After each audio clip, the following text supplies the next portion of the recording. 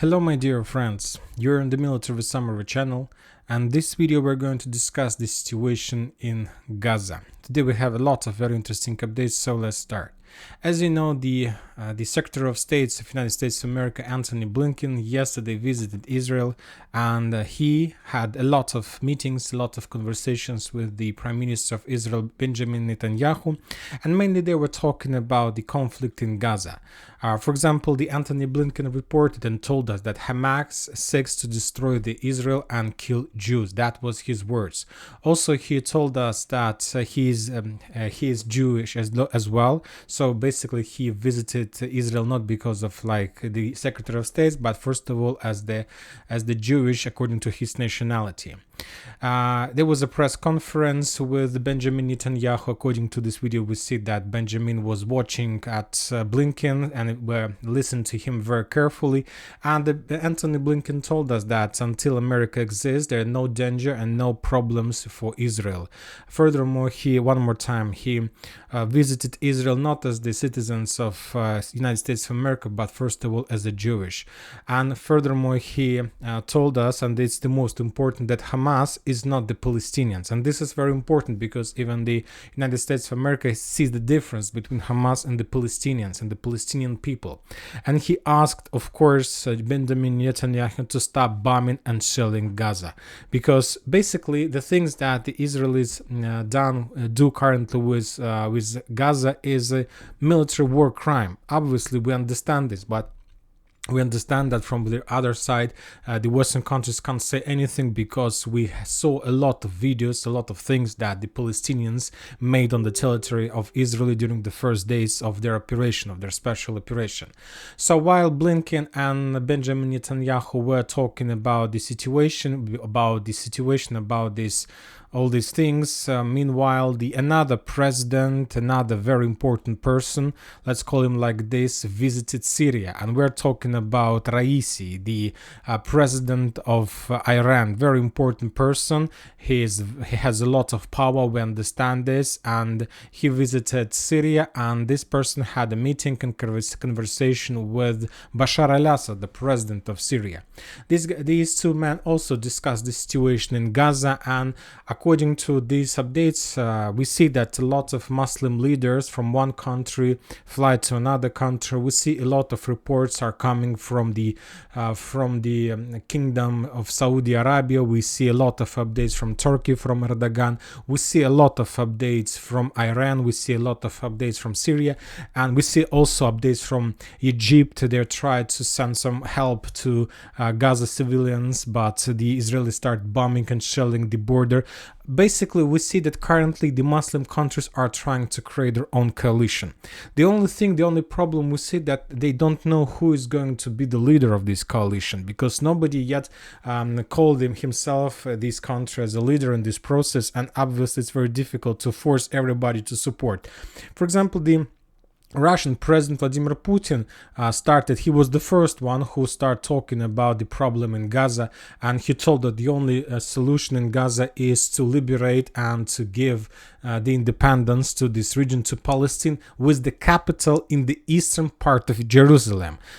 Those were his words, and he was the first one who told this, because Putin doesn't afraid of anyone, and he doesn't afraid of Western countries altogether, so he can say whatever he likes. But when talking about the Muslim countries, a lot of course, supported him, and maybe those were the reason, maybe some part of negotiations with Iran. Currently, we see that the Russians support Iran for 100%. We understand why, because there is a very powerful cooperation when talking about the situation in Ukraine. So we see at least the coalition of Muslim countries plus Russia have already been created. Now they try to establish more connections between each other for further developments, and to have more powerful position regarding the Gaza question and the Palestinian liberation and independence as well. The Israelis see the exact situation, and that the situation is getting worse and worse. And for example, during the previous 24 hours, the Israeli Israelis F-16s made a lot of launches and strikes on the territory of Syria. And the sources are saying that, for example, this is an explosion in one of the in Damascus. As a result of Israeli strike, there was a very heavy explosion. And according to information we have, meanwhile, while the Israeli forces attacked the Damascus and Aleppo aircrafts, the Iranian aircraft was moving in direction of Syria, and at some middle part, the Iranians were forced to turn back and they moved back to Iran. We understand that Israel tried to not to allow the Muslim countries to cooperate and not to allow them to coordinate and to make something like a union or coalition. And this is very important for them. So that's why that Israelis want to solve the issue with Gaza as fast as possible. So maybe this is the reason why the Israelis are bombing and shelling Gaza so heavy and with so massive usage with bombs and so on. For example, yesterday we got the video how the Israelis published the video of the guided bombs that the United States of America sent them. Significant number of GDIM missiles and bombs that Israelis are going to use against Gaza. So we understand that the city of Gaza, the entire region, will be turned into the dust if the Israelis are going to use every single bomb in these that were sent by the Western countries. And no matter that situation, the Israelis continue bombing and attacking this territory. The Palestinians try to counterattack. For example, we saw some videos how the Palestinians, the Hamas forces were building and creating their missiles. Basically, for those purposes, they were using the infrastructure that was probably made and built by the Israelis. So they are using this equipment and create rockets and missiles. And we have a lot of video of significant number of missiles that Hamas managed to create, and currently all of them are located underground and in some like basements and shelters, and there are still a lot of missiles that Hamas have, and the Hamas continue attacking and bombing the Israelis. We got a lot of videos of explosions, for example, in the city by the name of Ashkelon. For the Palestinians, this is the primary target to attack the city, not the Palestinians, the Hamas. For Hamas, this is the primary target to attack. And we have the photos of explosions as the results of those strikes. Also, we have a lot of videos from the Israeli side, the work of air defense, the Patriot system, the Iron Shield. And currently, the Israelis managed to stabilize the situation for at least. And as a result of air defense, they managed to shut down up to probably 60-80%. But some of the missiles are able to get the target, and it makes a lot of like damage. And there were a lot of videos of bombings, of casualties among civilians and so on. When talking about Gaza and the cities around Gaza, according to Israeli authorities, the Israeli forces managed to stabilize the front line along the border with Gaza. Basically, this is the real like blockade, but there are still possibilities for the Hamas forces to cross the border and to make short attacks against the cities like Kfar Aza, or at least the city like Sderot. And they're sending small groups, 15, 20, 30 soldiers, like very light equipped. We call them like flip-flop forces, and these flip-flop forces can do a lot of problems to the Israeli regular army. We got a lot of videos of clashes inside the Sderot, which still we see the presence of Hamas inside the city. We still see that the Israelis haven't managed to stabilize the situation. But of course, this is not like the situation that took place during the 10th and 11th of October. Currently, the situation is less problematic for the Israeli forces. Another video from Kfar Aza, the movement of the Israeli special forces between buildings. They're trying to make some clearing operation and so on. When talking about Gaza itself, as we discussed, the city is under very heavy fire.